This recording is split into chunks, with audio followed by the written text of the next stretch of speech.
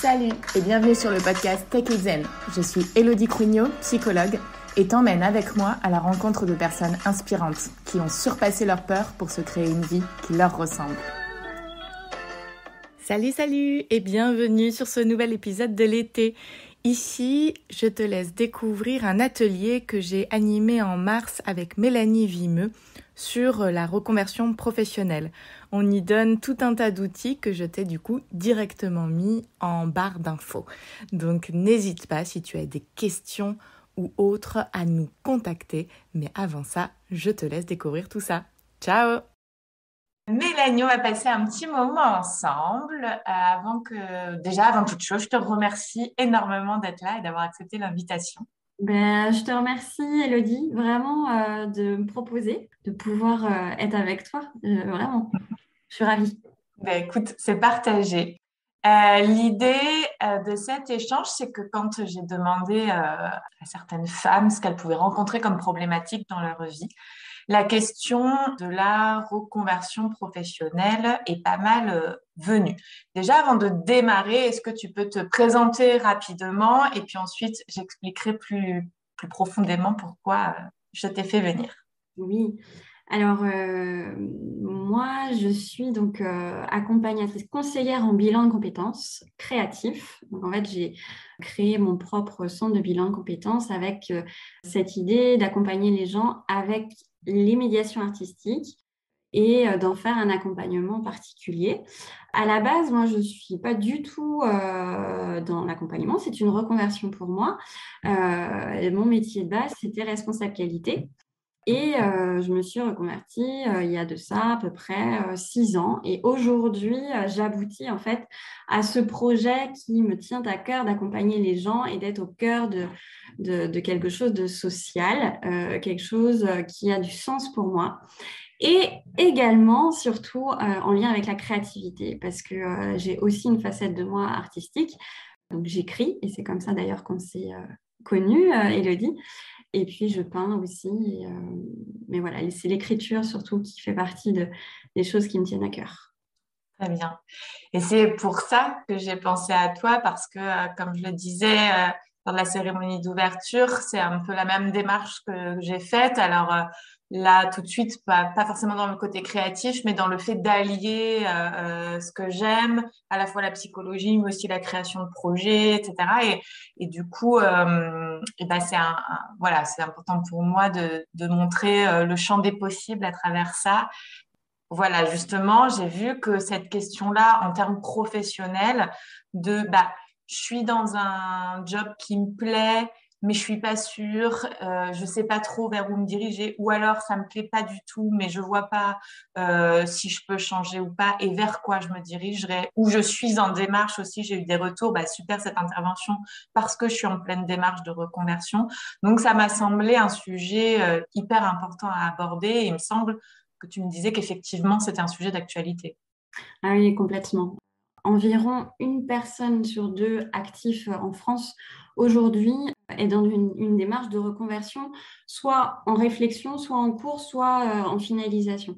Donc, depuis le confinement, en fait, il y a vraiment une espèce de vague de réflexion sur soi et de réflexion sur son travail et sur la place qu'on veut mettre dans son travail, dans sa vie, l'équilibre vie perso, vie pro. Et donc, oui, c'est énorme. Tu vois, j'ai quelques chiffres, tu vois, pour illustrer tout ça, mais on va dire que 44% s'ennuient, enfin, parmi les causes, en fait, de reconversion, c'est l'ennui et le manque de sens qui arrivent en premier avec 44%. Ensuite vient la pression dans le job, tu vois, d'être dans quelque chose qui ne correspond pas d'un point de vue managérial, avec 36%. Et après, les problèmes de santé et puis le fameux burn-out qui est là, avec 28% des causes de reconversion. Alors, quand je dis reconversion, c'est peut-être un mot un petit peu, enfin, pas tout à fait juste, parce que dans reconversion, il y a aussi réalignement professionnel, il y a aussi réflexion sur soi pour avoir un métier qui peut-être correspond ou est à peu près dans ce que je fais, mais le faire un peu différemment. Tu Tu vois, on n'est pas obligé de passer vraiment par une reconversion, de passer d'un métier à un autre pour changer de voie et puis pour être bien dans son boulot. On peut aussi faire des petits ajustements qui font qu'on est mieux au quotidien dans son boulot et à équilibrer les choses. Ouais, tout à fait. Et du coup, pour ces personnes qui se sentent perdues ou qui s'ennuient, justement, déjà, un des premiers signes, ça peut être une fatigue ressentie au quotidien. Et malgré le fait de bien dormir, de bien manger, on s'ennuie dans la journée, etc. Ça peut être une source liée à l'ennui au travail, par exemple. Et effectivement, c'est beaucoup plus présent qu'on ne le pense. Et c'est ce qui s'appelle aussi le bore-out. Je ne sais pas si certains connaîtront, mais il y a le burn-out quand on travaille trop et qu'on pousse trop dans ses retranchements, dans ses limites et dans ses réserves. Et puis il y a le bore-out, c'est quand on s'ennuie trop et qu'on est trop peu stimulé dans son travail au quotidien. Et ça aussi, ça peut effectivement avoir des conséquences néfastes. Quelles sont pour toi les premières choses à faire, du coup, ou les questions à se poser dans ce cas-là? Euh, Là, déjà, quand on est au tout début de la démarche, qu'on commence à voir on va au boulot avec la boule au ventre, ou alors qu'on n'arrive pas à bien dormir la nuit, comme tu dis justement, ou qu'il y a cet ennui qui s'installe, c'est déjà de se poser la question, OK, est-ce que je suis au bon endroit? Est-ce que l'entreprise pour laquelle je travaille, ou alors en tout cas le système dans lequel je travaille, parce que tout le monde ne travaille pas en entreprise, on peut aussi être à son compte et il peut y avoir aussi des burn-out voilà, dans des petites entreprises. L'idée, c'est de se dire, voilà, est-ce que ça correspond à mes valeurs? Première chose. Et puis la deuxième chose, c'est est-ce que ça correspond aussi à mes besoins? Besoins, valeurs, c'est des choses qu'on travaille justement en bilan de compétences, dans un accompagnement en reconversion, parce que c'est fondamental. Mais déjà, avant même d'entamer une démarche d'accompagnement, c'est déjà se poser ces questions-là pour soi-même. Voilà, quelles sont mes valeurs? Qu'est-ce qui est important pour moi? Et est-ce que ces valeurs-là sont bien respectées où je suis? Est-ce que justement l'entreprise dans laquelle je travaille, elle a des valeurs? Je dis un exemple, hein, mais qui est quand même assez présent en ce moment. Est-ce que les valeurs écologiques, par exemple, chez moi, je prends un temps fou à faire en sorte de choisir mes aliments, qui soient bio, enfin voilà, qui soient zéro déchet. Est-ce que l'entreprise pour laquelle je travaille, elle est là-dedans aussi? Et des fois, il peut y avoir vraiment quelque chose qui se crée, une espèce de dissonance qui fait que, bah, non, c'est vrai, c'est plus ça. Et donc, ça peut donner déjà une raison de pourquoi je me sens pas bien, les valeurs. Et puis les besoins, alors moi, ce que j'appelle le besoin fondamental, c'est le besoin qui est inhérent à chacun, qui est très personnel à chacun, très intime, et sur lequel aussi on peut mettre des mots grâce à différents outils qui sont précieux, qu'on peut utiliser soi-même. On n'a pas besoin non plus au début d'être accompagné. Après, c'est toujours mieux d'être accompagné parce qu'on va avoir cet échange. Mais voilà, il y a aussi des outils qui permettent d'aller plus loin sur ces deux éléments, valeurs et besoins.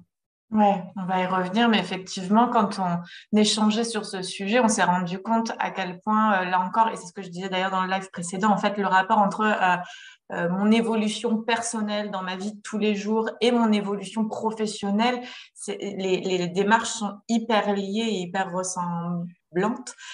On va le faire aussi quand on se sent débordé dans sa vie en général, qu'on sait plus trop où on est, où on veut aller. Effectivement, ça va être la base. Et alors, on va le faire effectivement beaucoup plus profondément et avec une mise en action plus profonde en groupe, avec un accompagnement.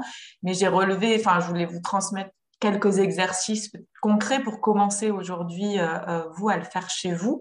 Et c'est un exercice à faire tout le temps, même quand on n'est pas complètement perdu, refaire le point régulièrement là-dessus, c'est hyper salvateur.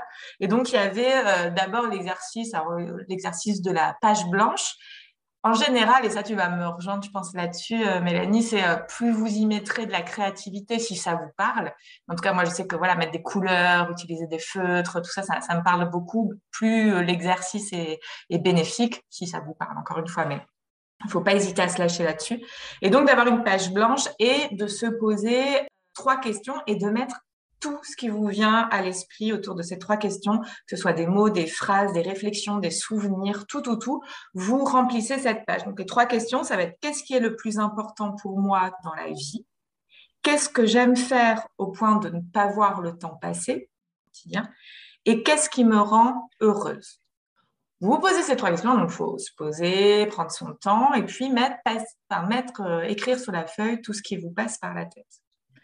Ensuite, un autre exercice qui va aller un petit peu plus en profondeur et que moi je propose à mes patientes que j'aime beaucoup, c'est imaginez-vous dans 10 ans à réfléchir sur votre vie telle qu'elle est aujourd'hui. Puis complétez la phrase suivante. Donc vous êtes 10 ans plus tard et vous réfléchissez à aujourd'hui et maintenant. À cette époque-là, je passais trop de temps à m'inquiéter de... À cette époque-là, je passais trop de temps à faire des choses comme... 3 petits points. Je vous le remettrai à l'écrit hein, si vous le souhaitez. J'aurais dû passer plus de temps à faire des choses comme... Et si je pouvais revenir en arrière, ce que je ferais différemment, ce serait... Et ça, c'est un exercice très précieux parce qu'il nous permet vraiment de prendre du recul sur ce qu'on va faire de manière peut-être automatique, mais qui nous apporte moins de plaisir, et sur ce qu'on voudrait nourrir, appuyer, faire grandir au quotidien. Et ensuite, il y a l'exercice des souvenirs heureux et frustrants.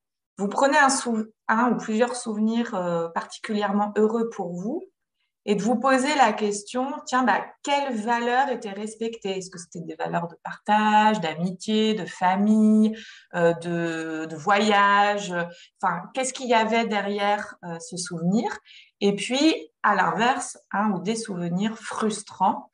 Et donc, quelles valeurs à ce moment-là n'étaient pas respectées?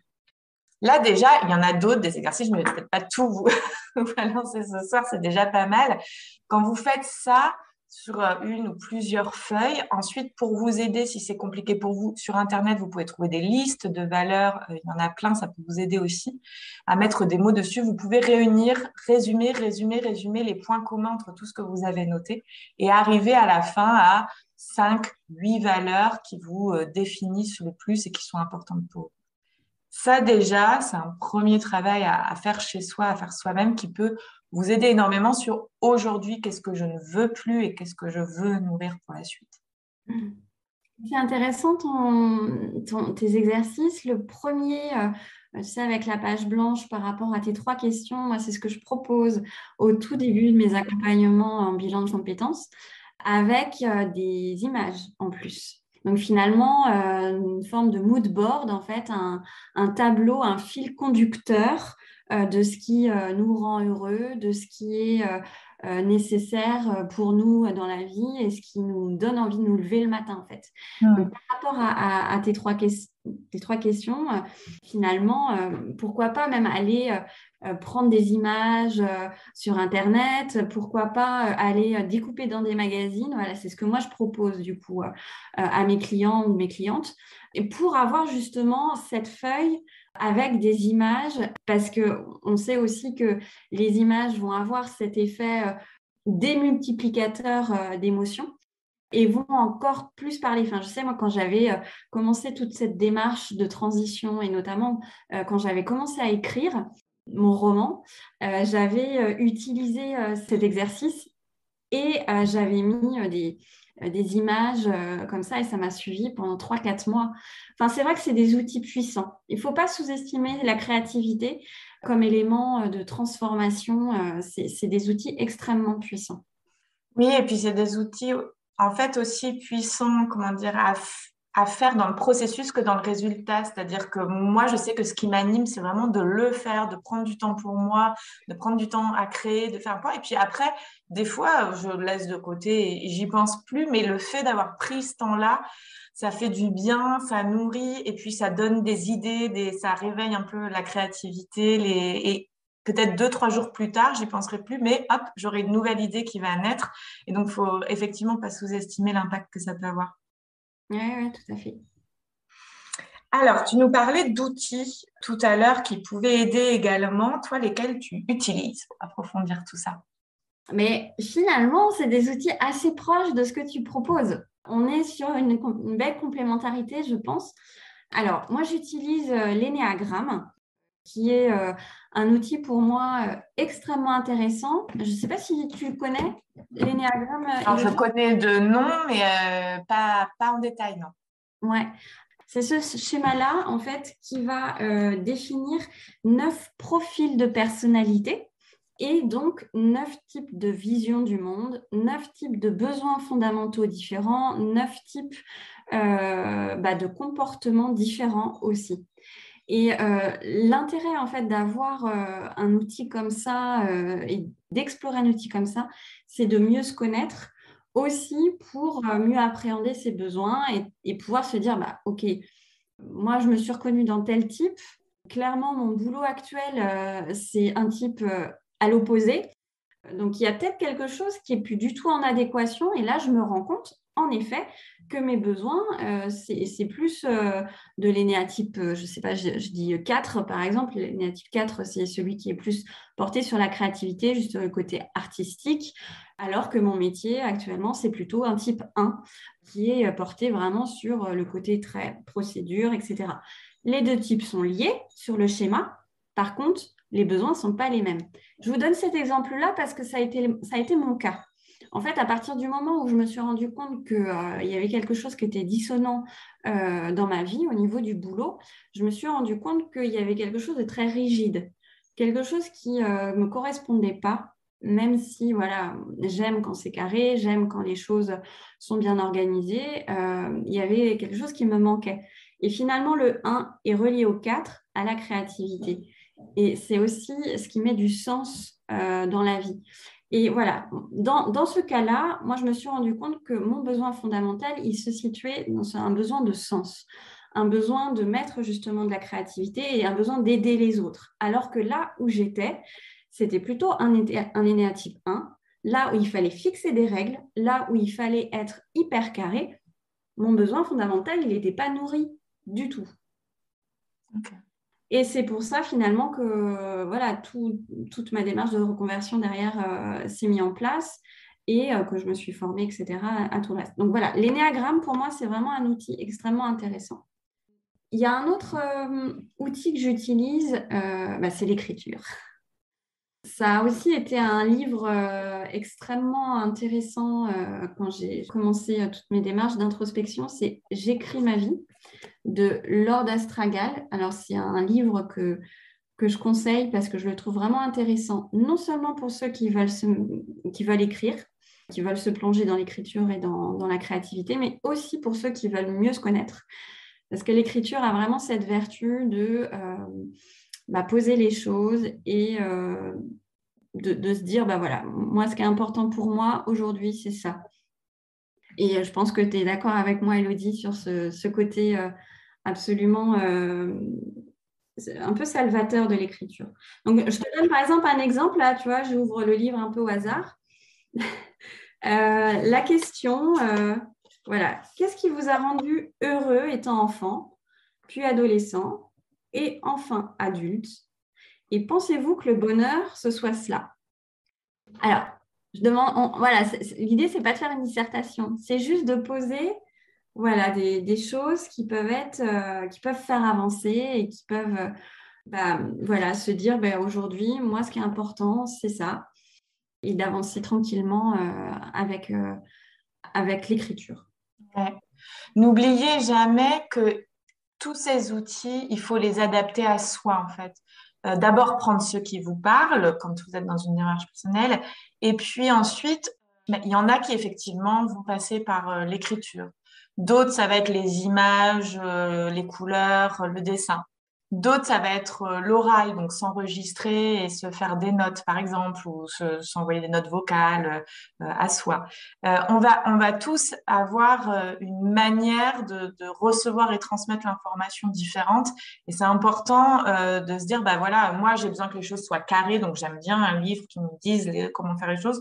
Moi, j'aime bien partir dans tous les sens, donc je prends le livre de temps en temps à n'importe quelle page. Il n'y a pas de bonne ou de mauvaise manière de faire. Tout fonctionne à partir du moment où vous vous écoutez le plus possible. Et en plus, ça vous aidera ensuite à construire toutes ces questions-là de qui je suis et où je veux aller. Ouais, je suis complètement d'accord avec ça et c'est bien en effet de s'écouter, Mm. de, de se dire, quand on est en démarche, je pense, de réflexion, c'est de tirer les fils. S'il y a quelque chose qui apparaît, c'est essayer et voir si ça fonctionne. Si ça fonctionne, continuer sur sa lancée. Puis si ça ne parle pas trop, c'est de voir un petit peu ce qui apparaît comme autre outil. Oui, tout à fait. Est-ce que tu utilises également l'ikigai? Et si oui, du coup, qu'est-ce que c'est comme outil, ça? Oui, j'utilise l'ikigai également et j'allais y venir justement, tu fais bien de me dire. C'est en effet, je pense, un outil extrêmement intéressant quand on veut faire la part des choses, de nos compétences, de nos talents, et puis qu'on se trouve un petit peu à se dire, voilà, qu'est-ce que j'utilise comme outil pour mieux me connaître, et qu'on ne veut pas aller trop loin non plus dans les choses un peu théoriques. Je pense à l'énéagramme, c'est vrai que c'est toute une méthode qui peut être fastidieuse, mais en même temps passionnante. Ouais, moi, je trouve ça absolument passionnant, l'énéagramme. L'ikigai, c'est beaucoup plus simple. On a 4 cercles qui correspondent en fait à 4 éléments qu'on peut en fait creuser. Donc, ce que j'aime faire, ce que je sais faire. Donc, ce n'est pas la même chose. Entre ce que j'aime faire, c'est mes zones de flow, les choses pour lesquelles je ne vois pas le temps passer et que voilà, j'adore par exemple parler pendant des heures de développement personnel avec mes amis. Ça fait partie des zones de flow. C'est ce que j'aime faire. Ensuite, ce que je sais faire, c'est vraiment ce qui est des compétences. Donc, je liste toutes mes compétences dans ce cercle pour voir un petit peu faire la part des choses. À côté de ça, il y a le cercle de ce dont le monde a besoin, qui est en lien avec mes compétences et qui est en lien avec ce que j'aime faire. Et enfin, ce pourquoi je peux être payée. Donc voilà, en 4 questions assez simples, on peut aboutir finalement à faire la concordance entre les 4 cercles, qui est l'ikigai justement, et qui correspond en fait à notre mission de vie, même si j'aime pas trop ce terme de mission de vie. Je préfère parler de fil conducteur, parce que finalement, la mission de vie, ça peut être un petit peu galvaudé comme terme. Oui, il y a des termes qui sont beaucoup utilisés, donc des fois c'est bien de remettre un peu de simplicité aussi parce que la mission de vie, c'est trop chouette quand on l'a, que c'est fort et que c'est très clair pour soi, mais quand ça l'est pas, ça peut perdre parfois. Et effectivement, ça l'est pas toujours et c'est pas grave. Encore une fois, il n'y a pas de règle établie sur tout ça. Le principal, c'est d'être en processus, d'être en questionnement et d'avancer en étant plus proche de ses désirs. L'ikigai, c'est un outil que tu utilises, toi, Elodie, dans tes... Non, moi je n'utilise pas. Je l'ai utilisé à titre personnel quand effectivement au moment où je savais pas trop pareil professionnellement, est-ce que je retournais en institution, est-ce que je créais mon entreprise, tous ces questionnements-là, je l'ai fait pour moi, effectivement. Moi, c'est un outil que j'utilise la plupart du temps plutôt en milieu d'accompagnement parce que c'est là où justement on a commencé à travailler sur les compétences, sur les zones de flow. Je ne sais pas si si c'est clair, la zone de flow. La zone de flow, c'est vraiment les activités qu'on fait avec plaisir et puis sans voir le temps passer. Et donc, en fait, je sais plus ce que je disais. Que le PI, tu le fais en milieu d'accompagnement. Oui, je le fais en milieu d'accompagnement et notamment avec les personnes qui veulent se mettre à leur compte la plupart du temps. Pourquoi? Parce que finalement, ce cercle, ce dont le monde a besoin, est extrêmement intéressant pour les gens justement qui veulent se mettre à leur compte, puisqu'il y a cette connotation.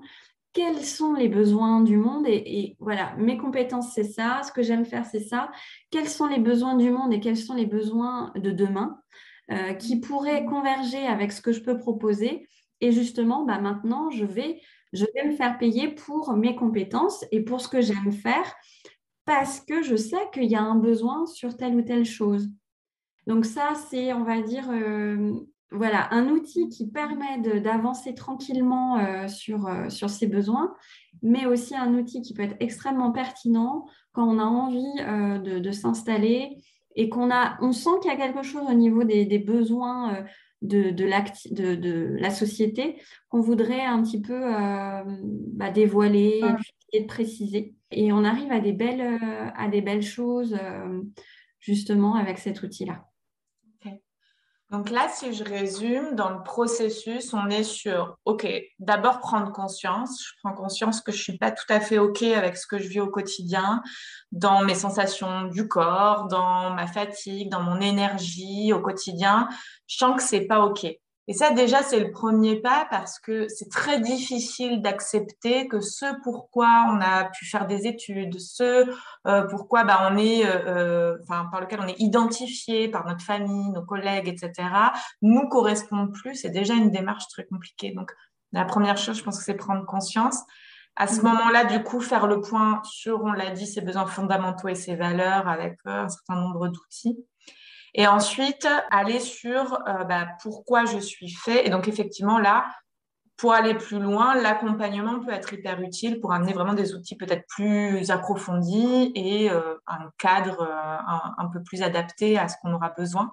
L'accompagnement, il va venir aider à quoi à ce moment-là? Je pense qu'il y a vraiment cette notion, en effet, de trame, de fil qu'on va suivre et on va avoir ces rendez-vous toutes les 2 semaines. Enfin, moi, c'est à peu près cette fréquence. Au début, ça peut être toutes les semaines et puis après, toutes les 2 semaines. Et alors, pour moi, c'est important aussi d'avoir le même créneau pour que le cerveau aussi se donne cette impression, voilà, que ça va être à ce moment-là qu'on va parler de ma reconversion, qu'on va avoir cette réflexion sur mon projet professionnel. Et il y a comme un rendez-vous qui s'instaure et une dynamique qui se crée, qui ne se crée pas forcément, évidemment, enfin, qui ne se crée pas quand on est seul, évidemment. Après, je dénigre pas tout ce qui est à faire seul. C'est important de préparer le terrain, je pense, voilà, avec des outils, avec des recherches. Et il y a aussi certaines personnes qui sont complètement aptes à aller jusqu'au bout de leur démarche de changement professionnel seules.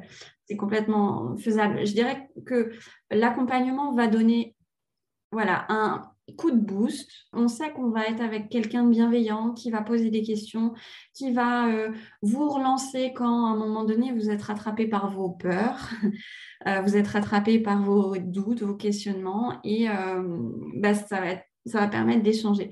Et c'est marrant parce que je parlais avec une amie il y a 2-3 jours justement de partir de quand, c'est quoi le curseur qui fait qu'on va passer voir un professionnel versus je continue à en parler avec ma meilleure amie. Et en fait, je crois que c'est vraiment l'envie qu'on a de passer à l'action et de concrétiser. Et c'est de se dire, bah voilà, maintenant, je ne peux plus passer outre ce besoin-là de changement et de prendre au sérieux ce besoin de changer, quoi. Ouais, effectivement, c'est une belle différence. Et quelle est pour toi la différence entre un bilan de compétences classique, j'allais dire, et toi, ce que tu apportes avec un bilan de compétences créatif? Alors, j'ai été formée au bilan classique. Ce qui me gênait en fait dans cette approche, c'est qu'on commençait par des tests psychotechniques et des tests de personnalité au tout début, avec un échange quand même sur le diagnostic, etc. Mais très très tôt dans l'accompagnement, on commençait à faire des tests de personnalité. Or, je pense vraiment que c'est nécessaire d'ouvrir très large au tout début, tu vois, d'être dans le haut de l'entonnoir avec justement ces outils créatifs dont on parlait au début. Alors, par exemple, la page blanche, comme tu disais tout à l'heure. Puis moi, je rajoute aussi les images. Je vais aussi utiliser l'arbre de vie. Enfin, je vais utiliser de la peinture. Alors, attention, uniquement en présentiel. Je fais aussi des accompagnements en visio et dans ces cas-là, c'est via une plateforme web. Donc, on n'est pas vraiment dans les mêmes outils. Par contre, en présentiel, voilà, les gens, les personnes manipulent pour se rendre compte de ce qu'ils ont envie, en fait. Et donc, ça permet d'ouvrir les choses. Et ensuite, au fur et à mesure des séances, on va recibler et on va faire les tests de personnalité quand même, parce qu'ils sont importants, mais que dans un deuxième temps. Et ça arrive quasiment à la moitié de l'accompagnement, donc assez tardivement. Donc, Ok. c'est ça la différence entre un bilan classique et le bilan que je propose. C'est vraiment ces outils créatifs qui ont valeur d'aller puiser un petit peu plus profond. On va laisser parler vraiment quelque chose peut-être un petit peu de l'ordre de l'inconscient, enfin, et du besoin fondamental. Ouais, hyper intéressant. Et est-ce que tu vois émerger la question des métiers de demain? Et du coup, pour toi, quels sont-ils, ces métiers de demain, vers lesquels certaines personnes peuvent avoir envie de se diriger? Alors, moi, j'ai aussi ma vibration, ma propre vibration qui fait qu'il y a des gens qui viennent vers moi qui correspondent soit finalement à ce que j'ai fait avant, voilà, ou alors justement à plutôt le métier de la thérapie. Donc voilà, je pense que demain, il y aura beaucoup plus de thérapeutes qu'il y en a aujourd'hui, que c'est un métier d'avenir. On en parlait avec une cliente cet après-midi. Je pense qu'autour des réseaux sociaux et autour se détacher des réseaux sociaux et puis essayer de désactiver le striatum, là, tu sais, le truc là, qui fait qu'on est complètement addict aux réseaux sociaux. Je crois qu'il y a vraiment de quoi voir venir dans les prochaines années. Donc ça, autour du numérique, bien sûr, beaucoup de métiers autour du numérique qui vont émerger. Et puis, évidemment, autour de l'environnement et de l'écologie. Ça, c'est évident. L'agriculture est en transition. Moi, je travaillais avant dans le domaine de l'agriculture. En fait, j'étais responsable qualité dans une entreprise qui proposait des solutions autour de l'agrochimie, agriculture, etc. J'ai quitté ce secteur-là aussi parce que pour moi, il y avait un vrai enjeu de transition et que je voyais qu'il n'y avait rien qui évoluait et ça me rendait absolument impuissante et frustrée. Et donc, je pense qu'il y a un enjeu vraiment vers ça. Quels seront demain les métiers dans l'agriculture qui fait qu'on arrivera à une transition écologique qui soit réelle? Parce que c'est avant tout, en effet, la terre et puis les métiers autour de l'agriculture qui sont polluants. Bah oui, une transition écologique réelle, et tout en faisant vivre les agriculteurs, quoi. Oui, oui, complètement. Et en effet, moi, enfin, ma famille je suis issue de filles d'agriculteurs, hein, donc, Hmm. et Dieu sait que je respecte voilà, tous ces métiers-là. Mais en effet, je crois il y a quelque chose qui va devoir changer. Ouais. Certainement des métiers qui vont émerger. Ouais, tout à fait. Et peut-être, on va s'approcher de la fin, mais sur l'équilibre pro-perso, est-ce que là aussi, enfin, moi, c'est quelque chose qui m'anime, comment on peut trouver un équilibre dans toutes les sphères de notre vie, que ce soit la sphère familiale, le couple, personnel ou les amis, professionnels, et comment, quand on est une femme aujourd'hui active sur tous ces plans-là, on peut trouver un équilibre. Et cette question aussi est pas mal revenue, c'est comment je fais quand j'aime autant ma vie pro que ma vie de famille pour comment dire, nourrir l'un et l'autre sans culpabiliser, en fait, parce que forcément, bah, ce sont des choix et du temps en moins dans l'une ou des deux sphères. Est-ce que c'est une question que tu peux rencontrer? Ah, toujours. Ouais, ça fait partie forcément à un moment donné d'un échange parce que je crois que c'est là la clé et c'est la clé aussi pour les générations qui sont sur le marché actuellement. Je pense que la génération d'avant, on était vraiment sur la valeur travail extrêmement forte et aujourd'hui, les générations qui viennent ont une valeur travail qui est certainement un petit peu différente avec cette intention de mettre du sens déjà dans leur Mm. travail, ça c'est clair et net, et en plus d'équilibrer vie pro, vie perso, parce que on a tous des facettes différentes. À un moment donné, on peut s'investir à fond sur le travail et en même temps avoir envie à côté d'équilibrer une facette, donc maman, voilà, si on parle de la vie familiale, mais aussi une facette artistique. Moi, mon objectif dans ma vie aujourd'hui, maintenant, ça va être d'accompagner les gens, mais aussi de nourrir cette facette artistique qui est extrêmement importante pour moi et de pouvoir continuer à écrire. Donc voilà, c'est à côté de cette facette professionnelle, comment j'équilibre le tout. Mm. Et je pense que la clé là-dedans, c'est d'avoir un cadre assez clair dans sa tête et Mm. de se le définir de se le définir rapidement dans sa reconversion. De se dire, voilà, comment je me projette dans ma vie professionnelle? Est-ce que j'ai envie de passer du temps avec mes enfants le mercredi, et puis ça, je le note vraiment clairement parce que c'est important. Est-ce que j'ai envie de passer une semaine par vacances scolaires, par exemple? Ça, c'est important pour moi aussi.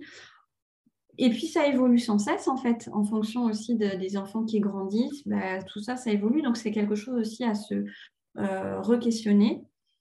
C'est quelque chose à re-questionner pour sans cesse continuer à être en ajustement. Et alors, je dis ça, mais c'est extrêmement compliqué, hein. C'est pas si facile que ça. Ça met du temps et c'est un jeu d'équilibriste, en fait, hein, de pouvoir être OK avec tout ça. Et parmi les solutions, moi, que je vois, hein, et tu me posais la question des métiers de demain, mais il y a aussi, je pense, une évolution peut-être vers de la multi-activité qui va certainement être beaucoup plus présente dans les années à venir. Mm.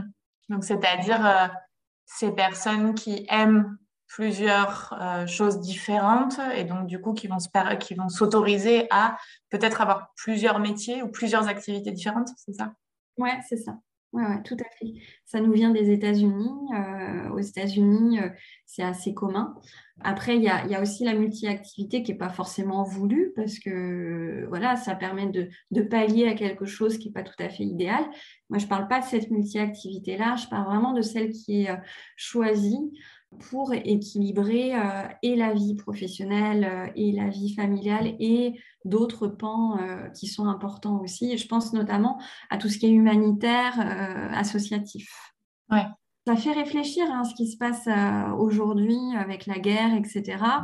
Est-ce que j'ai pas envie de passer un peu de temps aussi à donner à faire du bénévolat pour certaines causes qui sont importantes pour moi, à m'investir dans une association? C'est une vraie question que les gens se posent aujourd'hui dès la vie active, qui ne se posait peut-être pas forcément avant, parce que peut-être qu'on attendait d'être à la retraite, ou je ne sais pas, d'attendre un petit peu. Là, c'est des questions qui viennent, qui se posent. Mm. Et le mot pause, il me parle parce que je pense que si on se sent pas bien dans ce qu'on fait ou dans notre quotidien pour plein de raisons différentes et qu'on ne fait pas pause, bah, on continue sur un mode automatique sans se poser de questions ou avec nos croyances. Mais de toute façon, j'ai pas le choix, il faut. Il faut que je subvienne aux besoins de la famille, il faut que je sois tous les jours à ce travail, etc. Il faut. Et tout, il y a un certain nombre de il faut qui sont des croyances et qu'on peut remettre en question si tant est qu'effectivement on pose les choses et on soit OK, on s'ouvre et on soit curieux à des choses différentes. C'est-à-dire, effectivement, c'est là où moi je vois une grande richesse à l'accompagnement individuel et l'accompagnement de groupe. Je sais que moi, à titre personnel et à titre professionnel, je fais les deux parce que j'y vois une complémentarité, parce que ça ouvre d'autres champs des possibles et que ça nous permet de se remettre en question sur plein d'aspects différents de notre vie. Et donc, tout ça, ça va être hyper important parce que encore une fois, rien n'est figé. Et quand on peut prendre le temps de se dire, OK, ça, c'est ce que je me suis construit depuis toujours et ce qu'on m'a enseigné, ce qu'on m'a transmis. Donc, j'ai l'impression que c'est cette voie-là qu'il faut que je prenne. Je vois bien que c'est pas OK. Peut-être qu'il y a un pas de côté. Et effectivement, comme tu le disais, on n'est pas obligé de changer de vie, pas du tout. Mais peut-être qu'avec quelques ajustements, déjà, on a un peu plus de légèreté sur les épaules et ça permet d'avancer de manière beaucoup plus sereine. Donc, des fois, ça tient à pas grand-chose, mais c'est hyper important de le faire. Ouais, et puis de se fixer un cap. Je crois vraiment que dans ces étapes-là de réflexion professionnelle, c'est de se dire que le temps est notre meilleur ami. Mmh, mmh. C'est pas, faut pas se précipiter. C'est pas forcément bon de se précipiter dans le changement. Au contraire, se précipiter dans le changement, c'est peut-être précipiter. Je fais un cycle, en fait, de précipiter quelque chose que je fais à un endroit dans un autre endroit. Alors que justement, faire une pause, se dire, voilà, qu'est-ce qui est important pour moi? Quel est mon besoin? OK, aujourd'hui, ça ne répond pas à ce besoin ni à ces valeurs parce que ça. J'ai quoi comme solution? Je peux ajuster, comme tu dis, sur des micro-ajustements. Déjà, ça me fait du bien. Et puis après, ben, voilà, mon cap, il est peut-être un peu différent de ce que je m'étais dit il y a 2 ans. Et puis, il sera peut-être encore différent dans 2 ans. Mais c'est toujours d'avoir ce questionnement intérieur. Oui, oui, tout à fait. Ça évolue, ça change. C'est pas parce qu'on prend une décision aujourd'hui qu'elle sera la même plus tard. Donc, tout ça, quand tu parlais de flow, c'est ça aussi, quoi. Suivre son flow, suivre son énergie par rapport à plein de choses. Enfin, autour de nous, les choses changent, les choses évoluent ou pas. Et nous, on a besoin de changer. Donc, tout ça, c'est s'adapter au fur et à mesure en fonction de ce qui nous arrive. Et ça peut permettre des jolies transformations. Oui, tout à fait. Ouais. Est-ce que tu penses qu'on a fait le tour de ce que tu voulais transmettre ce soir Je pense que ouais, on a abordé aussi la multi-activité. Ça me tenait à cœur d'aborder ça. Je pense que tout a été dit. Je te remercie vraiment beaucoup pour cet échange. C'était riche. Et merci à toi. Ravie d'avoir pu échanger avec toi et d'avoir... J'espère que ça va éclairer ceux qui nous ont regardés, ceux qui nous regarderont en replay. N'hésitez vraiment pas, encore une fois, à nous mettre des commentaires en replay pour nous dire que vous avez regardé ou ce qui vous a marqué, intéressé. J'espère qu'on a allié réflexion, vision et outils concrets. C'est ce qu'en tout cas, on souhaitait vous transmettre toutes les deux. Donc, en tout cas, pour moi, j'y ai pris beaucoup de plaisir. Où est-ce que on peut te contacter ou te rencontrer si certaines souhaitent avoir plus de renseignements ou même travailler avec toi? Alors, j'ai mon site internet, mélanievimeux.com. Mélanie Vimeux, c'est avec un M, Vimeux. Et j'ai aussi sur mes réseaux mon compte Mon Bilan Pro et mon compte Mélanie Vimeux. En fait, j'ai 2 comptes, compte auteur et compte accompagnement, mais les 2 sont liés, donc, et les 2 arrivent au même endroit, donc aucun problème. Ok. Donc, ouais, n'hésitez pas. Et de toute façon, le premier entretien est gratuit et fait partie de l'accompagnement. Donc, avant tout engagement, il y a vraiment cet échange qui est nécessaire pour pouvoir jauger de où vous en êtes et de vos besoins. Bon, très bien. Comme ça, vous avez toutes les clés. Si c'est des questions que vous vous posez en ce moment, n'hésitez pas du tout à contacter Mélanie. Eh bien, merci à tous. Merci Mélanie. Et puis, je te dis à très bientôt. Oui, à bientôt et au revoir. Merci beaucoup pour votre écoute. Oui, merci pour votre participation. Ciao. Juste un petit mot de la fin pour te remercier pour ta présence, ton écoute, tes commentaires et tes likes. N'hésite pas à inonder tout ça, à partager ce qui te plaît. Évidemment, ça me booste, ça me donne des idées pour la rentrée que je prépare assidûment et j'espère qu'elle te plaira autant que la première saison et que cette saison bonus. N'hésite pas, comme tu l'as vu, à contacter Mélanie si tu as des questions sur le côté professionnel et puis pour toute autre question plus générale ou sur le côté personnel, tu sais qu'il y a mes accompagnements, donc retrouve-moi sur Instagram et je te dis à bientôt. Merci d'avoir écouté cet épisode jusqu'au bout. Si vous appréciez ce programme, n'hésitez pas à le soutenir de manière totalement gratuite en le partageant autour de vous, en vous abonnant et en laissant un avis. Je vous dis à très vite pour une vie plus zen au quotidien.